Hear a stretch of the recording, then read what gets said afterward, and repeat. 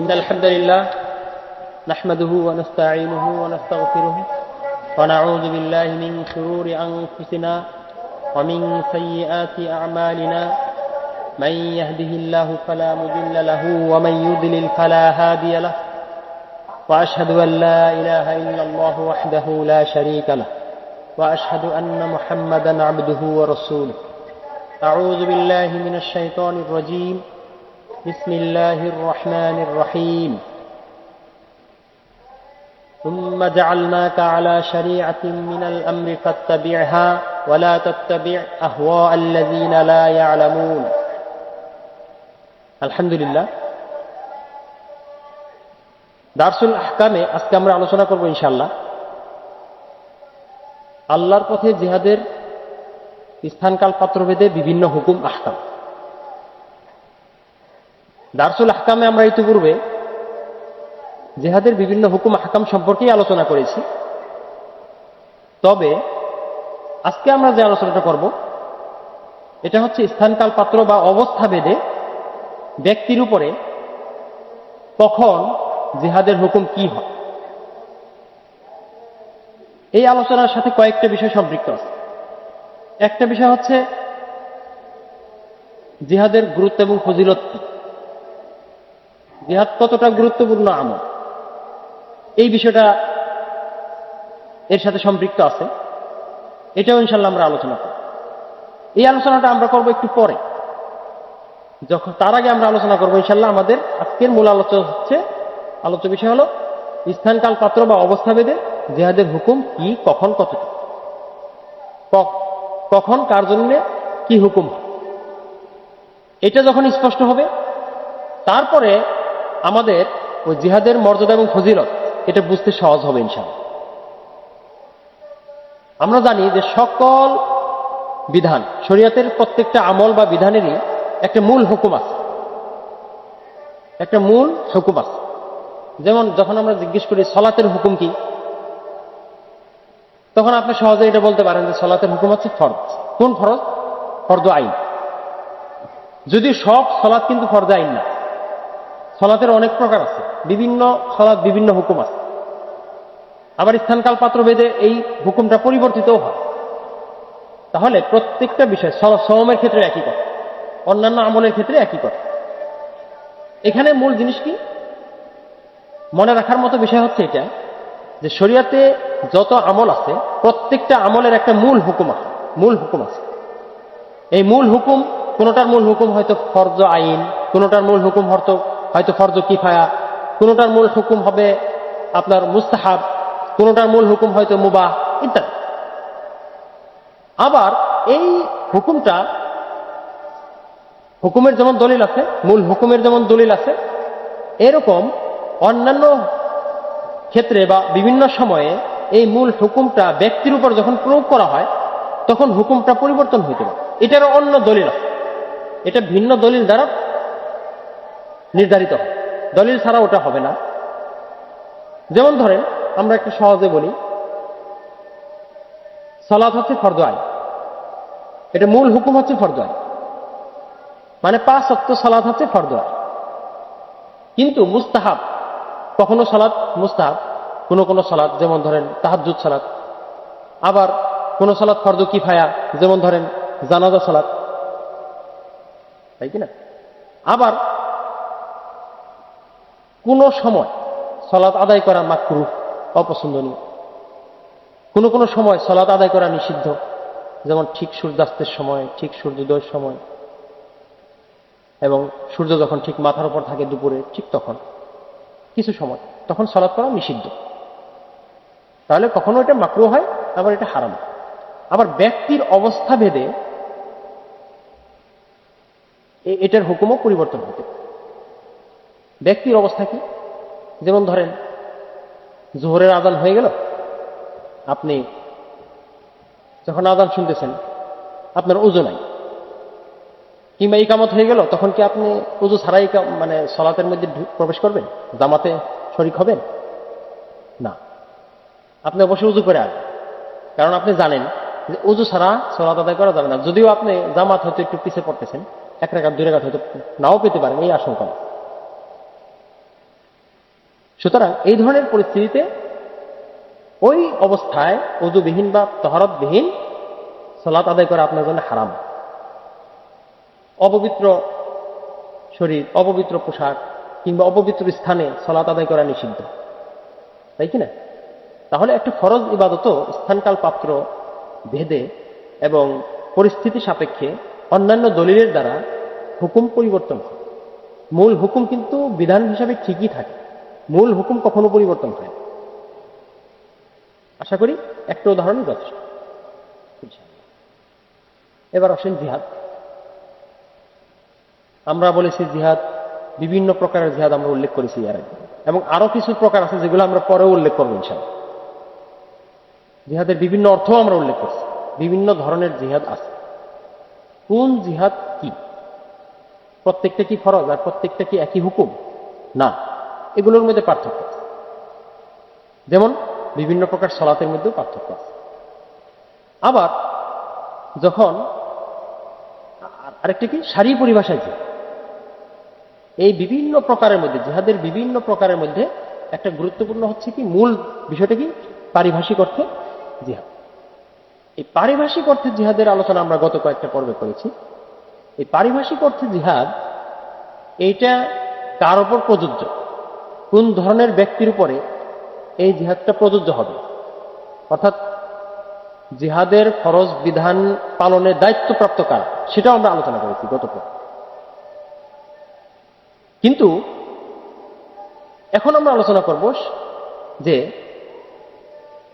জিহাদের মূল হুকুম কি, সারি পরিভাষায় যে জিহাদ, প্রকৃত যে জিহাদ, এই জিহাদের মূল হুকুমটা কি। প্রত্যেকটা প্রকার জিহাদেরই হুকুম আছে, আর পারিভাষিক অর্থে জিহাদেরও হুকুম আছে। এটার মূল হুকুম হচ্ছে ফরদু কিফায়া। জিহাদের মূল হুকুম কি? ফরদু কিফায়া। এবং আমরা জানি যে ফরদু কিফায়া কাকে। ফরদু কিফায়া হচ্ছে, আমরা ফরদু কিফায়া বা এগুলোর প্রত্যেকটারই সংক্ষেপে সংজ্ঞা এবং আলোচনা করব। তো এখানে জিহাদের মূল হুকুম হচ্ছে ফরদু কিফায়া, কিন্তু এটা প্রয়োগ যখন হয় তখন এটা কখনো কারো জন্য ফরদু আইন হয়, আবার কখনো কারো জন্য মুস্তাহাব হয়, কখনো কারো জন্য এটা মুবাহ হয়, মানে বৈধ হয়, কখনো কারো জন্য এটা মাকরুহ হইতে পারে, আবার কখনো কারো জন্য এটা হারামও হতে পারে। ওই সালাতের মতো বা অন্যান্য আমলের মতো কম বা বেশি অসংখ্য উদাহরণ আমরা দিতে পারবো, কিন্তু আমাদের যেহেতু সময় সংক্ষিপ্ত। এখন তাহলে এবার আমরা আলোচনা করি ফরজ কি। ফরজ দুই ধরনের, একটা ফরদু কিফায়া, একটা ফরদু আইন। ফরজ মানে হচ্ছে বাধ্যতামূলক, আবশ্যক। কোরআনে ফরজ শব্দটা আসছে, ইন্নাল্লাযী ফারাদা আলাইকাল কুরআন লা রাদ্দুকা ইলা মাআদ। আল্লাহ তাআলা এক জায়গায় বলছেন যে নিশ্চয় যিনি আপনার জন্য কোরআনকে বিধান করেছেন তিনি আপনাকে আপনার কাঙ্ক্ষিত স্থানে ফিরে আনবেন। এখন এই যে ফরজ, ফরজ শব্দটা ফারিদা, আবশ্যকীয় বিধান অর্থেও ব্যবহার করা হয়। হাদিসে ফারাদা রাসূলুল্লাহ সাল্লাল্লাহু আলাইহি ওয়াসাল্লাম, রাসূল সাল্লাল্লাহু আলাইহি ওয়াসাল্লাম বাধ্যতামূলক করেছেন, এই অর্থেও ব্যবহার আছে। এখন ফরজ ফিকহি পরিভাষায় ফরজটা দুই প্রকার হিসাবে প্রাথমিকভাবে আমরা বলি। একটা হচ্ছে ফরদু কিফায়া, আর একটা হলো ফরদু আইন। ফরদু কিফায়া হচ্ছে যেটা ব্যক্তির উপরে পৃথকভাবে ধার্য করা হয় না, উম্মতের উপরে ধার্য করা হয়েছে। উম্মার কিছু মানুষ আদায় করলে বা যত সংখ্যক লোক আদায় করা জরুরি তত সংখ্যক লোক আদায় করলে সবার জন্য যথেষ্ট হয়ে যায়। প্রত্যেক ব্যক্তির উপরে পৃথকভাবে এটাকে ফরজ করা হয়, এটা হচ্ছে ফরদু কিফায়া। আর ফরদু কিফায়ার হুকুমটা হচ্ছে যতজন লোক করলে ওই কাজটা আদায় হয়ে যায়, ততজন লোক করলে উম্মতের সবার জন্য যথেষ্ট হয়ে যায়। আর ফরদু আইন কি? সুনির্দিষ্ট ফরজ, যেটা ব্যক্তির উপরে ধার্য, এবং এটা কম বেশি হয় না, সবার জন্য সমানই থাকে। যেমন 5 ওয়াক্ত সালাত, এটা ফরদু আইন। কেউ কি বলতে পারবে আমার জন্য 1 রাকাত কম বা 1 ওয়াক্ত কম? এটা কেউ বলতে পারবে, কারণ কি এটা সমান ধার্য সবার জন্য। যাদের জন্য সালাত ফরজ তাদের প্রত্যেকের জন্য এটা সমান সমান ধার্য। জামাতে পড়তে হবে সেটা ভিন্ন কথা, সেটা তো অবশ্যই পড়তে হবে, কারণ জামাতও একটা ফরজ। কিন্তু জামাতে পড়লেও আপনার জন্য পৃথকভাবে প্রত্যেক ব্যক্তির জন্য এটা ধার্য। তো ফরজ আমল যে ব্যক্তির জন্য ধার্য, অর্থাৎ দায়িত্বপ্রাপ্ত ব্যক্তি এটা যদি সওয়াবের নিয়তে আদায় করে তবে সে সওয়াবপ্রাপ্ত হবে, পুরস্কার পাবে। এবং ফরজ আদায় করার কারণে সে ফরজের দায় থেকে মুক্ত হবে, কারণ এটা বাধ্যতামূলক, না করলে গুনাহগার হবে। যদি সে ফরজটা পালন করে তবে সে দায় থেকে মুক্ত হবে। এই যে বিষয়টা, এটা হচ্ছে ফরজের হুকুম। এখন জিহাদ ফরজ আইন, এটা উম্মতের উপর ধার্য। কুতিবা আলাইকুমুল কিতাল, আলাইকুম, আলাইকুম শব্দের অর্থ হচ্ছে আলা উম্মতি মুহাম্মদ, মৌলিকভাবে যেটা হচ্ছে উম্মতে মুহাম্মদের উপর ধার্য। এখন ফরজ কিফায়া যে বিষয়টা হয় সেটা অবশ্যই কিছু লোকের জন্য ফরজ আইন, নলে ফরজ কিফায়া হইতে পারে। ফরজ কিফায়া মানে কি? ওই যে আমরা বলছি যে যতজন লোক করলে বা কিছু সংখ্যক লোক করলে যেটা অন্যদের জন্য যথেষ্ট হয়ে যায়, তাহলে কতজন লোক করলে যথেষ্ট হয়? ততজন লোকের জন্য ফরজ আইন। তাহলে ফরজ কিফায়ের মধ্যে ফরজ আইন লুকিয়ে থাকে। তো জিহাদের মূল হুকুম ফরজ কিফায়া, এই মূল হুকুমটা মূল হুকুমই থাকবে, এটা মূল হুকুমটা মূল হুকুমই থাকবে, কিন্তু এটা পরিবর্তিত হুকুমগুলো প্রয়োগ করতে হবে। প্রয়োগের ক্ষেত্রে পরিবর্তিত হুকুমগুলো এখানে গুরুত্বপূর্ণ। তাহলে ফরজ আইন, তো ফরজ এবং ওয়াজিব, ওয়াজিব শব্দটা এখানে আমরা আলোচনায় সংক্ষেপে বলতেছি, দুইটা প্রায় একই অর্থে ব্যবহৃত হয়। বেশিরভাগ ক্ষেত্রে ফরজ এবং ওয়াজিব দুইটা প্রায় একই অর্থেই ব্যবহৃত, কিছু কিছু ক্ষেত্র ব্যতীত। হাজের মধ্যে কিংবা সালাতের মধ্যে, হ্যাঁ, ফরজ বলতে রুকন বোঝা, যেমন তাকবীরে তাহরিম, এটা নর্মাল ওয়াজিব কাজ। এটা এমন একটা কাজ যেটা না করলে সালাতে আদায় হবে। রুকু, এটা না করলে সালাতে আদায় হবে, তাই কি না? সহু সিজদা দিলেও কাজ হবে। কিন্তু সালাতের মধ্যে এমন অনেক ওয়াজিব কাজ আছে যেগুলো সহু সিজদার মাধ্যমে কি হয়ে যায়, ভুল আপনার সংশোধন হয়ে যায়। যেমন আপনি 4 রাকাত বিশিষ্ট সালাতে 2 রাকাতের মাঝখানে বসেন নাই, অথবা 3 রাকাতের মধ্যে বসে গেছেন, এটা হচ্ছে ভুল, ওয়াজিব তরক আছে। এই ধরনের ওয়াজিব তরকের জন্য আপনি সহু সিজদা দিলেই হয়। এই ধরনের কিছু পার্থক্য আছে। তাছাড়া ওয়াজিব এবং ফরজ শব্দটা ফিকহের কিতাবগুলো বা আহকামের কিতাবগুলোতে প্রায় একই অর্থেই ব্যবহার করা হয় সাধারণত। তো এখন এই যে ফরজ আইন, তাহলে আমাদের প্রশ্ন হবে যে ফরজ জিহাদটা কখন ফরজ আইন? এটা বেশ আলোচনা আছে আমাদের সমাজে। জিহাদ ফরজ কিফায়া মূল হুকুম, আর এটার পরিবর্তিত হয়, কখনো কখনো এটা ফরজ আইন হয়, কখন হয় এটা নিয়ে আমাদের সমাজে আলোচনা আছে। আলোচনা নাই হচ্ছে পরের গুলো নিয়ে। তাহলে কখন ফরজ আইন হয়? আল উদওয়ান আলাল মুসলিমিন, কাফেরদের পক্ষ থেকে যখন মুসলিমদের উপরে শত্রুতা পোষণ করা হয়, তাদের উপরে আক্রমণ করা হয়, মুসলিমদের উপরে কাফেরদের আগ্রাসন চালানো হয়, তখন ফরজ আইন হয়। ফরজ আইন কাদের জন্য? এটাও একটা আলোচনা সাপেক্ষ বিষয়, বিস্তারিত। সংক্ষেপে এখানে বলতেছি যে যারা সংশ্লিষ্ট প্রথমে তাদের উপর হবে, এরপরে যারা পর্যায়ক্রমে পার্শ্ববর্তী, পর্যায়ক্রমে তাদের সবার উপরে, এবং একটা পর্যায়ে যদি দেখা যায় যে তারা যথেষ্ট হচ্ছে না এখানে, তাহলে পৃথিবীর সকল মুসলিমের উপরে ফরজ আইন। কিন্তু এটা মৌখিকভাবে আমরা এক কথায় বললে যতটা সহজ মনে হয়, বিষয়টা আসলে বাস্তব প্রয়োগ তো সহজ।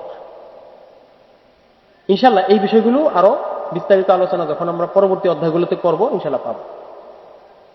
তাহলে জিহাদ ফরজ আইন হয় কয়েকটা অবস্থা, তার মধ্যে একটা হচ্ছে মুসলিমদের উপর আক্রমণ। আরেকটা অবস্থা কি? যখন মুসলিম এবং কাফের সেনাদল যুদ্ধে লিপ্ত হয়ে যায়, যুদ্ধের ময়দানে যখন তারা মুখোমুখি হয়ে যায় তখন। আরেকটা হচ্ছে যে যখন ইমাম জিহাদের জন্য মুসলিমদেরকে আহ্বান করে, আমভাবে ব্যাপকভাবে যখন জিহাদ করার জন্য ডাক দেওয়া হয়, তখন ফরজে আইন। এখন আপনি আরো কিছু বলতে পারবেন, কারণ বিভিন্ন কিতাবে হয়তো আরো 2-4টা আছে, তবে এটার মূল জিনিস কিন্তু মূল জিনিসের গোড়া একটাই, সেটা হচ্ছে কখন ফরজে আইন। মুসলিমদের উপরে এমন একটা অবস্থা যখন তৈরি হয় তখনই ফরজে আইন। যে কাফেরও যখন মুসলিমদের উপর আক্রমণ করে, কিংবা মুসলিমরা যখন দুর্বল, মুসলিমদের শক্তিশালী হওয়া দরকার, কিংবা মুসলিমদের বিরাট একটা বাহিনী গঠন করা দরকার, কাফেরদের বিরুদ্ধে জয়লাভ করা দরকার, পরাজিত অবস্থা আছে, এই ধরনের ক্ষেত্রে সাধারণত এটা তখন ইমাম আহ্বান করতে পারেন, এবং তখন আগে পরে কাফেরদের সাথে যুদ্ধে মুসলিমরা মুখোমুখি হতেন। তিনটা জিনিস কাছাকাছি, তবে তিনটাকে আমরা আলাদাভাবে আলোচনা করবো। তারপরেও এখানেই শেষ না, এখানেও আরো কিছু যদি কারণ আছে।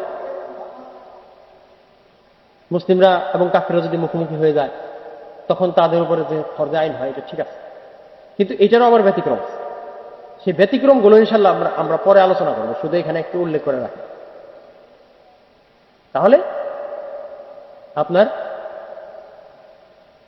জিহাদ ফরজ আইন, এই অবস্থায় জিহাদ করবে। আবার দেখেন, সমস্ত মুসলিমদের উপরে ফরজ আইন হওয়া আর প্রত্যেক ব্যক্তির উপরে সুনির্দিষ্টভাবে ধার্য হওয়া, এটার মধ্যে কিন্তু পার্থক্য আছে। এটা যেমন খুব সহজভাবে আমরা উপস্থাপন করতে পারি বা করি, হ্যাঁ, সহজভাবে উপস্থাপন করা যায়, কিন্তু জিনিসটা কিন্তু আসলে বাস্তব যখন প্রয়োগ করা হয় তখন কিন্তু ওইভাবে হয়। তার অর্থ এখানে একটা আনুপাতিক হার, একটা অনুপাত এখানে সবসময় কাজ করে, এখানে একটা বিশ্লেষণ কাজ করে, সিদ্ধান্ত কাজ করে।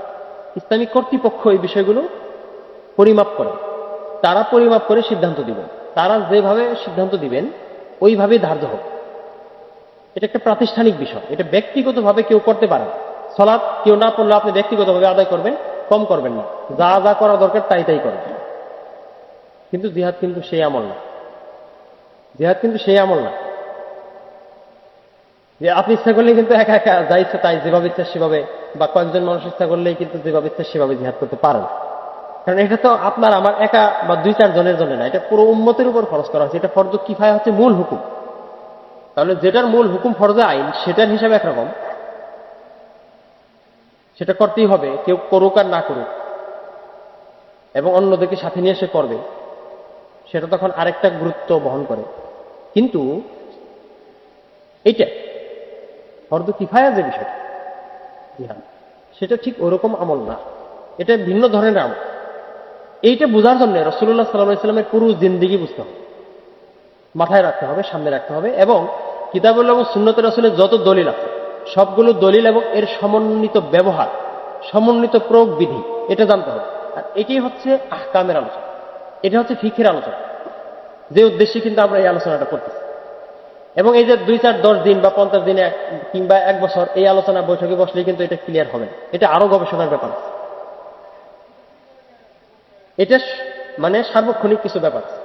জিহাদ এবং ইজতিহাদ দুইটা জিনিস পাশাপাশি সবসময় চলে। ইজতিহাদ মানে হচ্ছে এমন প্রচেষ্টা, ধারাবাহিক প্রচেষ্টা, গবেষণা, চিন্তা ভাবনা, এবং এমন ধারাবাহিক প্রচেষ্টা যেটা দ্বারা পর্যায়ক্রমিক উন্নতি হয় এবং সবচাইতে ভালো সফলতায় আপনি পৌঁছতে পারেন, সর্বোচ্চ পর্যায়ে আপনি পৌঁছতে পারেন, এরকম চেষ্টা প্রচেষ্টা। এই চেষ্টা প্রচেষ্টা জিহাদের ক্ষেত্রে প্রযোজ্য। সালাতের ক্ষেত্রে কিন্তু সেটা না। আপনি সালাত একই রকম ইভেন্ট, মানে একই ধরনের কাজ সবসময় করতেছেন, মূল কাজের মধ্যে কিন্তু বৈচিত্র্য নাই, মূল কাজ কিন্তু একই।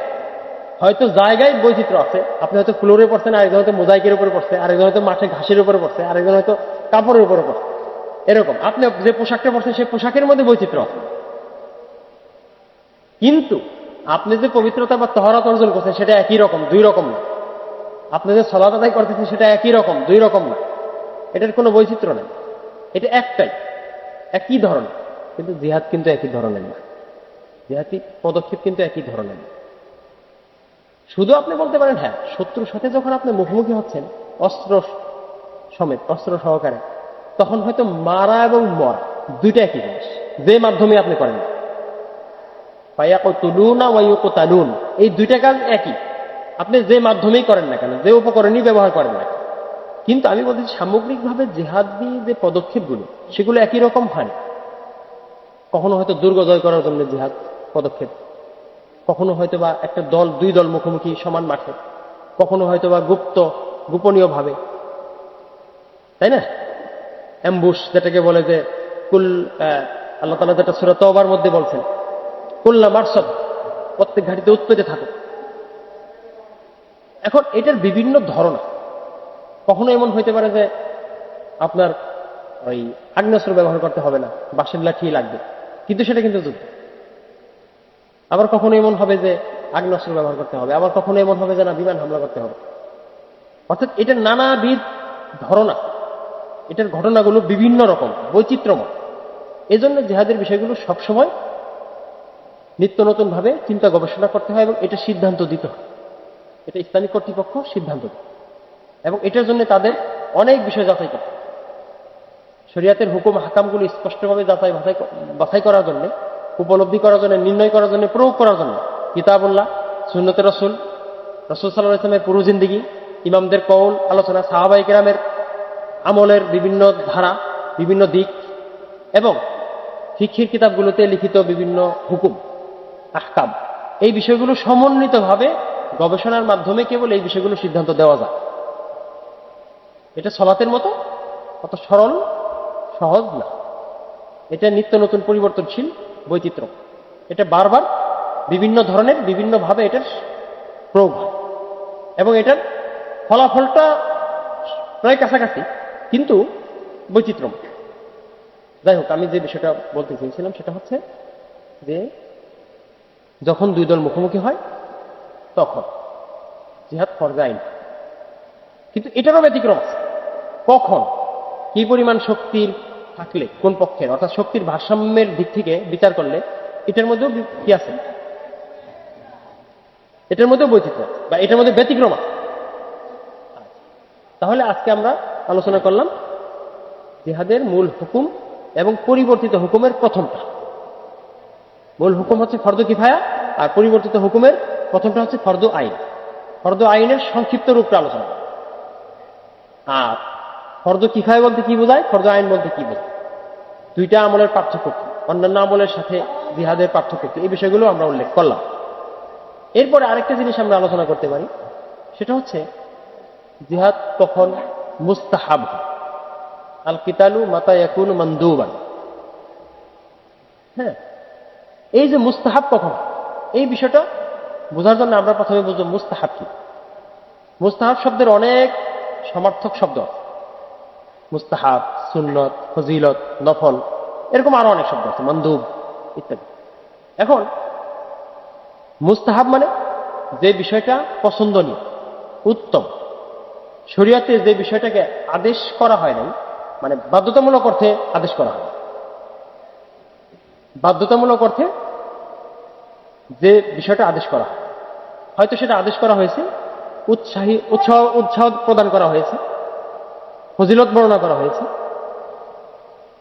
এখন ধরেন মুস্তাহাব একটা আমল। মুস্তাহাব আমল হচ্ছে একটা, যেমন সালাত তাহাজ্জুদ, রাত্রিবেলায় সালাত তাহাজ্জুদ সালাত, কিয়ামুল লাইল যেটাকে বলতে পারেন, কিংবা আপনার সালাতুল লাইল বলতে পারেন। এই সালাতটা মূল হুকুম হচ্ছে মুস্তাহাব। কিন্তু আমরা মূল মুস্তাহাব কোনটা মূল হুকুম সেটা নিয়ে আমাদের মূল আলোচনা। আমাদের মূল আলোচনা হচ্ছে যে আমলটা ফরদু কিফায়া, সেটা তো অন্যান্য হুকুম হয়, সেটা কখন মুস্তাহাব, কোন দলিলের ভিত্তিতে সেটা মুস্তাহাব হবে, এটা হচ্ছে আমাদের বিষয়। এখন এই মুস্তাহাব বিষয়টা কি? মুস্তাহাব শব্দের অর্থ হচ্ছে পছন্দনীয়, কাঙ্ক্ষিত, উত্তম, কিন্তু বাধ্যতামূলক না। শরীয়ত যে বিষয়টা বাধ্যতামূলক ভাবে আমাদের উপর আরোপ করেন, আমাদের জন্য বাধ্যবাধকতা আরোপ করে নাই, কিন্তু করলে ভালো, উত্তম, ফজিলতপূর্ণ, এটা বুঝিয়েছে। এটা যে ভাষায় বুঝিয়ে থাকেন।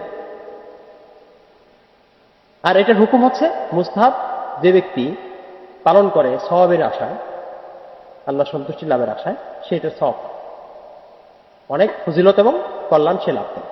তবে এটা আদায় নাকারী যে ব্যক্তি এটা আদায় করে না, মুস্তাহাব, সে গুনাহগার হয় না, গুনাহগার হয় না। অর্থাৎ মুস্তাহাব কাজ না করাটা মুবাহ, ব্যাপারটা এরকম। আমি এখানে আরেকটা জিনিস উল্লেখ করি, কিতাবুল্লাহ এবং সুন্নতে রাসূলের মধ্যে যখন কোনো বিষয় ফরজ, সেটা কিন্তু সব ক্ষেত্রে ফরজ শব্দ ব্যবহার করা হবে না। বা দেখবেন যে শরীয়তের বেশিরভাগ বিষয়ই, ফরজ বিষয়ই, ফরজ শব্দের ব্যবহার কোরআনে বা হাদিসে না। এটা আদেশ করা হয়েছে, না করলে শাস্তির ঘোষণা দেওয়া হয়েছে। করার জন্য বিভিন্নভাবে আপনার গুরুত্ব, এমনভাবে গুরুত্ব প্রদান করা হয়েছে যে আমরা বুঝতে পারি, মানুষ বুঝতে পারে যে এটা না করলে সমস্যা, না করলে দায় মুক্ত হওয়া যাবে না, দায় থেকেই যাবে। এখন কখনো আদেশসূচক শব্দ দ্বারা ফরজ হতে পারে, আকিমুস সালাহ, এটা আদেশসূচক শব্দ, এটা বুঝলাম। কিন্তু আদেশসূচক শব্দ না হইলেও ফরজ হতে পারে অনেক জিনিস। সাধারণ আপনার বিবৃতিমূলক শব্দ, সেভাবে ওটার ব্যবহার আছে। কোরআন এবং হাদিসে অনেক প্রমাণ আছে, আমি সময় সংক্ষেপের কারণে সেগুলো প্রত্যেকটা উল্লেখ করতেছি।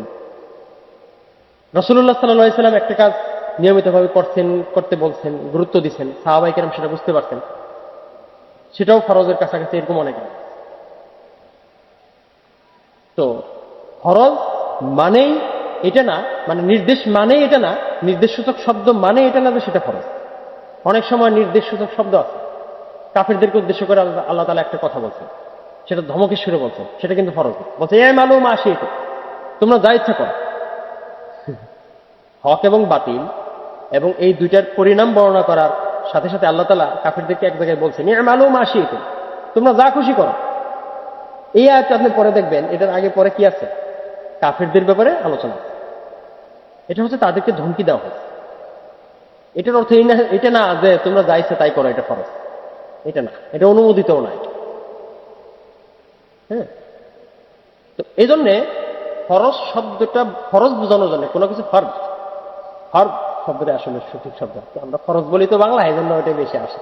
তাহলে ফরজ বা ওয়াজিব এটা বোঝার জন্য ফরজ এবং ওয়াজিব শব্দ প্রয়োগ করারও প্রয়োজন পড়ে না।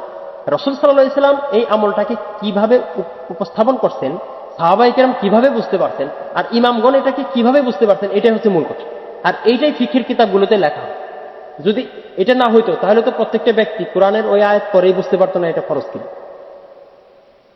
এটার স্তরগুলো সে বুঝতে পারত।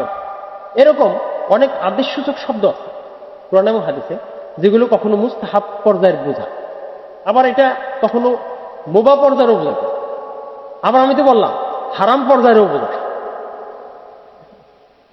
কাফেরদেরকে আল্লাহ তাআলা এটা বলছে ধমকের সুরে, তোমরা যা ইচ্ছা তাই করো।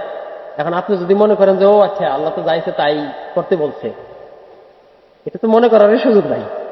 সুতরাং এখানে শব্দ মুখ্য না, শরীয়তের শব্দটা এখানে বিবেচ্য বিষয় না, মূল বিবেচ্য না, শব্দ একটা বিবেচ্য বিষয়। তবে মৌলিকভাবে আল্লাহ তাআলা কি বোঝাতে চেয়েছেন অন্যান্য আয়াতে, রাসূলুল্লাহ সাল্লাল্লাহু আলাইহি ওয়াসাল্লাম তার সারা জীবনে কি বোঝাতে চেয়েছেন, কিভাবে এটা উপস্থাপন করেছেন, কতটুকু গুরুত্ব দিয়েছেন, এটা সাহাবায়ে কেরাম সবচেয়ে ভালো জানেন।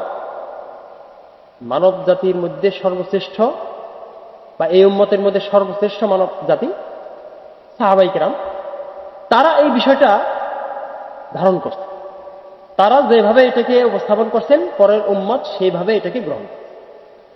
আমাদের সুবিধার্থে পরবর্তী যুগের ইমামগণ, মানে পূর্ববর্তী ইমামগণ, আমাদের পূর্ববর্তী ইমামগণ এটাকে সহজভাবে আমাদের সামনে বিভিন্ন কিতাব লিখছেন, উপস্থাপন করছেন, ফতোয়া দিয়ে গেছেন, মাসালার উত্তর দিয়ে গেছেন। এজন্য এটা আমাদের জন্য সহজ হয়েছে। এটা আল্লাহ তাআলারই একটা নিয়ম, আল্লাহ তাআলারই এটা একটা নিয়ম। আল্লাহ তাআলা শুধু কিতাব নাজিল করছেন তা না, মানুষের মধ্যে বিবেকও নাজিল করছেন। সত্য এবং মিথ্যা উপলব্ধি করা, শরীয়তের বুঝ ঠিক উপলব্ধি করা, এটাও আল্লাহ তাআলা কি করছেন, মানুষকে দান করছেন, হিকমত দান করছেন, ঠিক দান করছেন। এইটার ভিত্তিতে মানুষ এটা চর্চা করবে, এটা চর্চা করবে, চর্চা করে কোরআন এবং সুন্নাহ থেকে হুকুম বের করবে। এটা আল্লাহ তাআলার নিয়ম, আল্লাহ তাআলার নিয়ম। এই নিয়ম অনুসারে আমরা কি করব, কিতাবুল্লাহ এবং সুন্নতে রাসূল এর হুকুমগুলো বোঝার চেষ্টা করব। আমার আলোচনা একটু হয়তো একটা বিষয় বলতে গিয়ে আনুষঙ্গিক অনেক বিষয় আসতেছে। কেন আসতেছে এটার দরকার আছে।